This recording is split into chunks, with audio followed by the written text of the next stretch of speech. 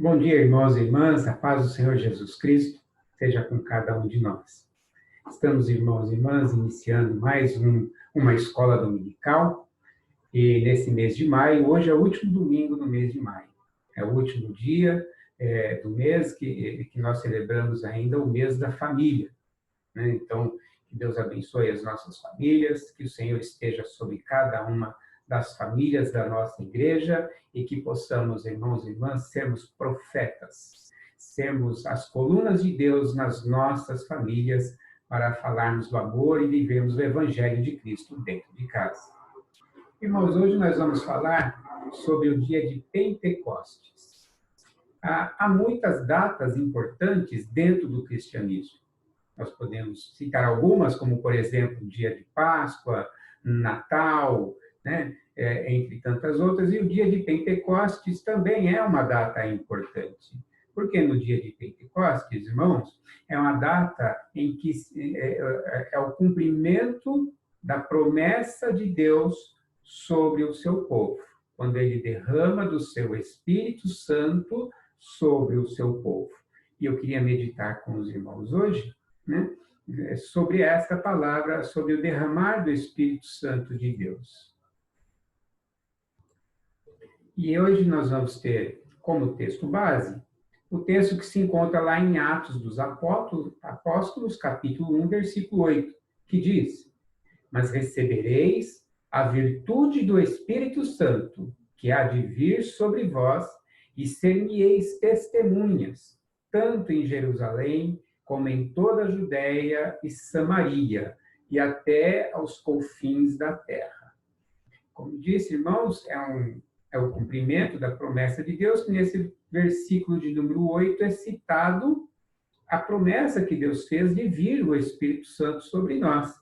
E se nós lermos depois um pouquinho mais adiante, nós vamos ver lá no versículo de número 2, dos versos 2 a 4, perdão, irmãos, que o capítulo 2, dos versos 2 a 4, diz assim: "E de repente veio do céu um som, como um som de vento veemente e impetuoso, e encheu toda a casa em que estavam assentados.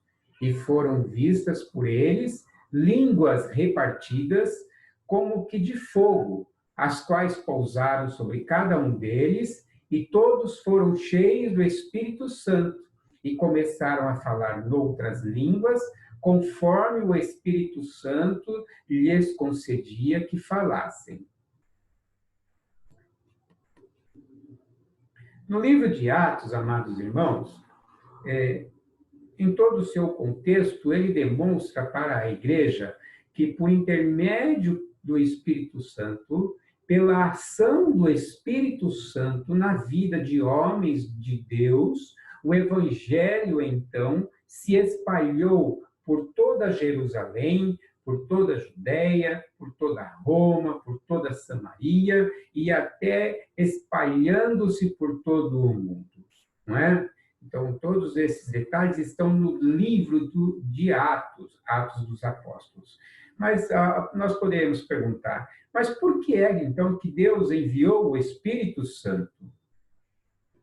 O que é receber o poder do Espírito Santo? Eu gostaria de partilhar com os irmãos o meu pensamento que receber do Espírito Santo não é tão somente ter aquela visão de que o Espírito Santo virá sobre nós e então ele vai somente e tão somente nos convencer de que somos pecadores e de que necessitamos de arrependimento para nos achegarmos a Deus. Não podemos ficar somente em poder do Espírito Santo, esse poder de convencimento. Mas também não podemos ir ao extremo que receber o poder do Espírito Santo que é quando as pessoas, então, recebem um poder divino e então começam a ter atitudes estranhas e fazendo muito barulho pela presença do Espírito Santo. São dois extremos, nem tanto ao pouco e nem tanto ao muito, né? Mas eu queria tentar conversar com os irmãos a respeito da presença do Espírito Santo na vida da igreja. E aí, irmãos e irmãs, eu queria lembrar as palavras do Senhor Jesus sobre o Espírito Santo. Em João 14, versículo 26, o Senhor Jesus disse o seguinte: mas aquele Consolador, o Espírito Santo, que o Pai enviará em meu nome, esse vos ensinará todas as coisas e vos fará lembrar de tudo quanto vos tenho dito. Nessa visão, irmãos, Deus, então, envia o Espírito Santo sobre nós, porque sabe que nós, como criaturas, somos carnal, e como carnal, a nossa carne é muito propensa a andar em pecado, a andar em não santidade. E o Espírito Santo é quem vai estar nos dando o auxílio, nos dando a força, nos fazendo lembrar das palavras de Jesus Cristo, para que nós possamos procurarmos nos assemelhar aos atos de Jesus Cristo. E com isso eu gostaria de destacar, irmãos e irmãs, 2 pontos dos muitos pontos sobre a presença do Espírito Santo na vida do cristão, não é? No capítulo 1 de Atos, se nós olharmos lá no versículo de número 4, o apóstolo ele diz assim que os discípulos deveriam não sair de Jerusalém para aguardar até que eles fossem cheios do Espírito Santo, que eles recebessem do céu a presença do Espírito Santo. Vamos lembrar um pouquinho, irmãos, o que a palavra de Deus nos diz sobre Jerusalém. Jerusalém, amados irmãos, ela faz parte lá da terra de Canaã, quando o povo hebreu saiu então do Egito para possuir a terra prometida. Jerusalém, amados irmãos, é o local onde o rei Salomão construiu o templo.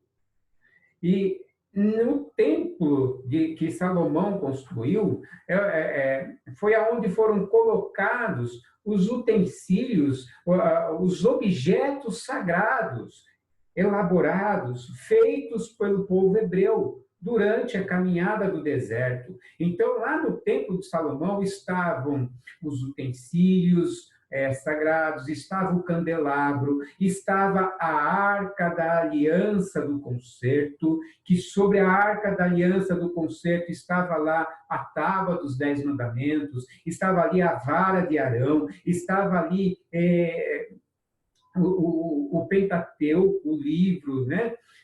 Entre tantas coisas, o maná de Deus. Então, Jerusalém ficou conhecida como a cidade de Deus, a cidade de habitação de Deus.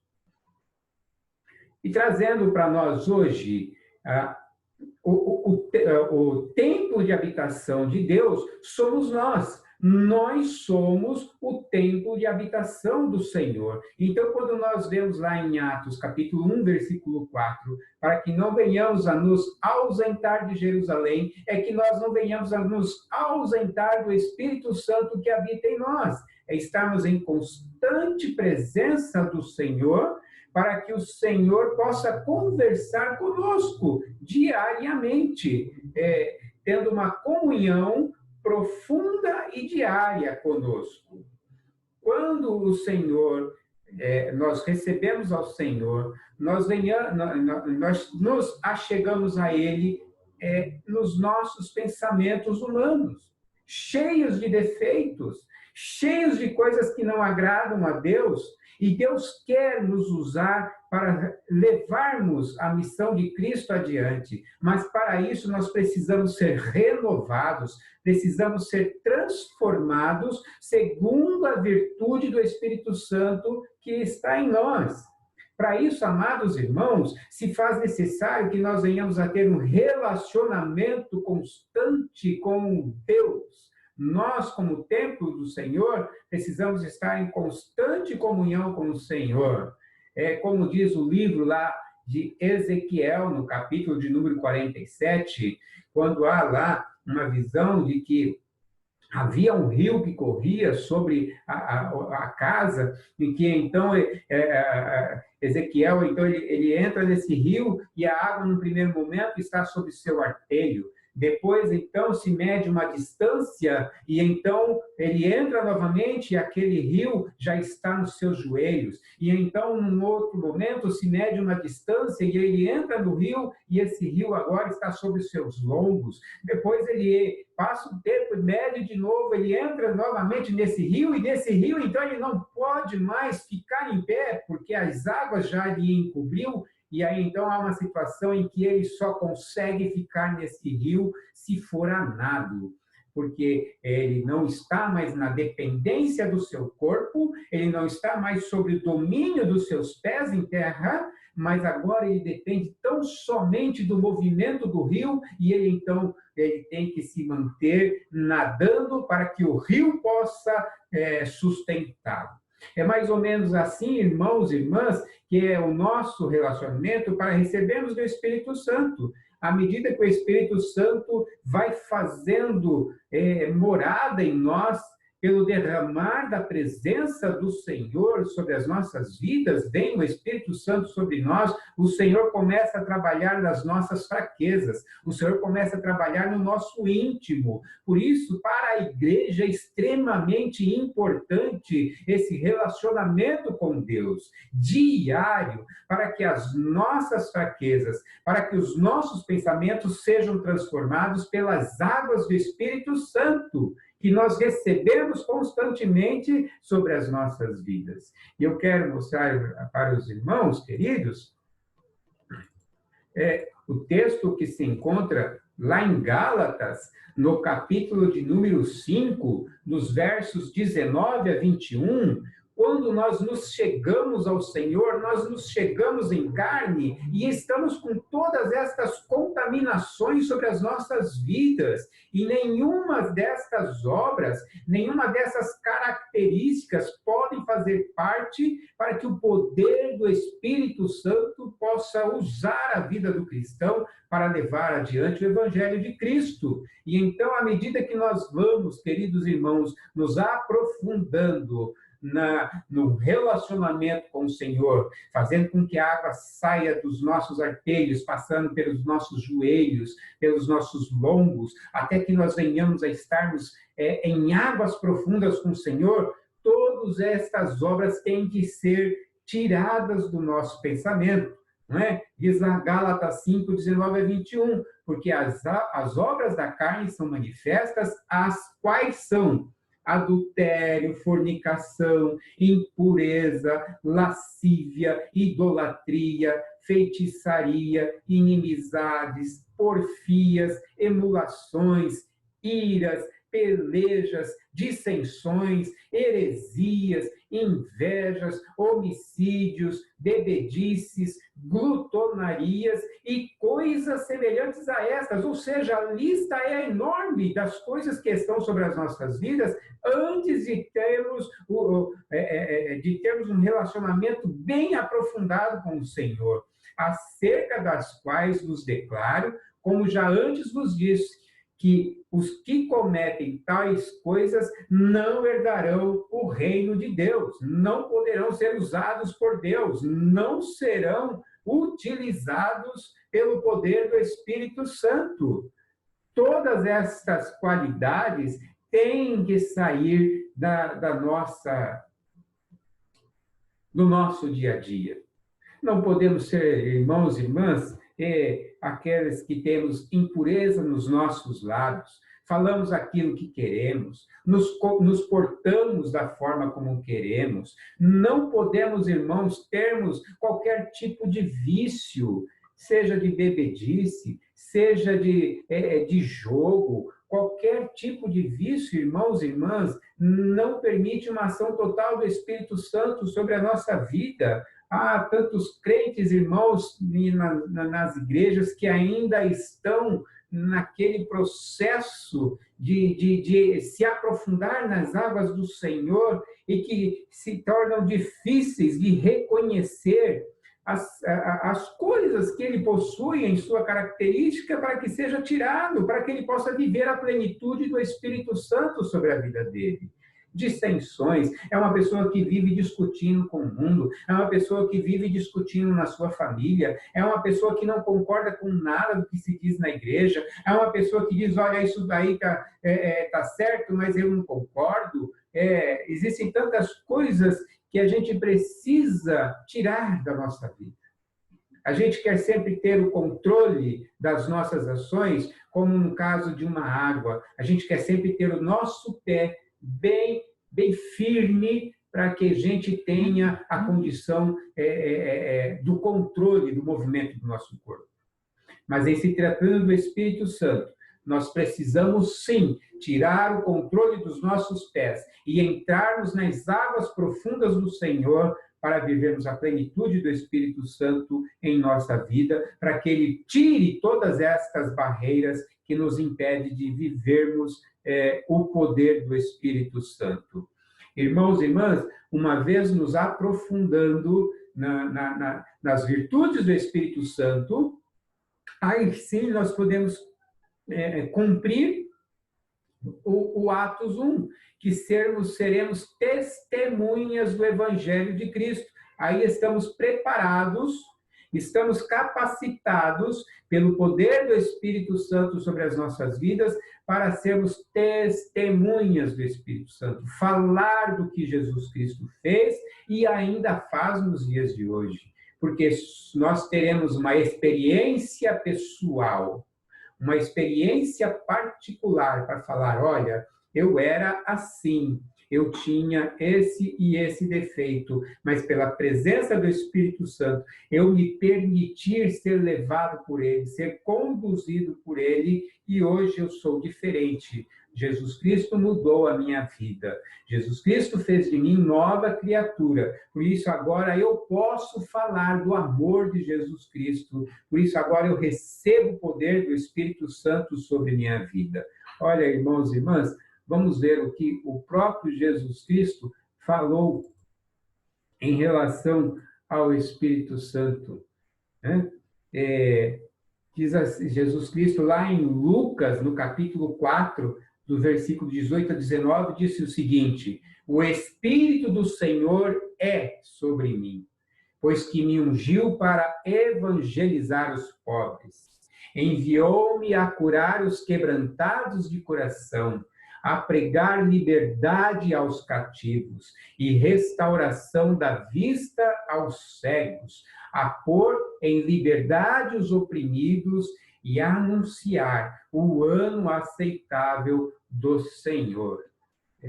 Quando nós estamos, amados irmãos, em águas profundas do Espírito Santo, então o Espírito Santo, com poder, coloca em nossas vidas o desejo e a unção do Espírito Santo, para que nós também venhamos ser aqueles que somos enviados para evangelizar aos pobres. Aí então, nós não estaremos mais falando de nós mesmos, mas estaremos falando daquelas coisas que o Espírito Santo nos faz lembrar, do momento em que tivemos comunhão com o Espírito Santo, no momento que estivemos em oração com o Espírito Santo, no momento em que estivemos meditando na palavra e falando com o Senhor, e então nós vamos com este poder, nesta glória, evangelizar aos pobres. Nós vamos então ter poder sobre as nossas mãos, poder para curar